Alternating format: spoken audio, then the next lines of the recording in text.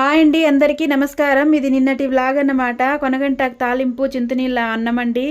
మేము కొనగంటాకు అంటాము, 99% పొనగంటాకు అంటాము అనేసి కామెంట్ పెట్టినారండి ముందు వీడియోకి. కాబట్టి నేను కూడా మీతోనే ఏకీభవిస్తూ ఉండాను. పొనగంటాకు తాలింపు చేసేస్తామండి. అందుకోసం ముందుగా స్టవ్ వెలిగించి కుక్కర్ పెట్టి తగినన్ని నీళ్లు పోసుకొని అనపప్పు కందిపప్పు మిక్స్ చేసిన పప్పు అయితే వేసుకున్నానండి. అందులోకే శుభ్రంగా కడిగి కట్ చేసి పెట్టుకున్న పొనగంటాకునేసి ఉప్పేసి మూత పెట్టి 3 విజిల్స్ వచ్చే వరకు అయితే ఉడికించుకోవాలండి.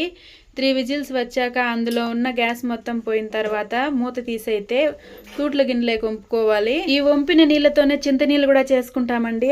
అదైతే వీడియో తీయలేదు. ఇలా వంపుకున్న తర్వాత కాసేపు చల్లార్చి అందులో ఉన్న వాటర్ అంతా పెట్టి ఆయిల్ వేసి తిరగబాత పెట్టేసుకోవాలండి. అందులోకి ఈ కూరకు కూడా వేసి ఇక్కడ క్షమించాలి, చెనిగ్గింజలు పడి చూడండి ముందర పెట్టుకున్నాను. ఆ వేయడం క్లిప్ అయితే తీయడం మర్చిపోయానండి. పడి చల్లుకుంటే తాలింపు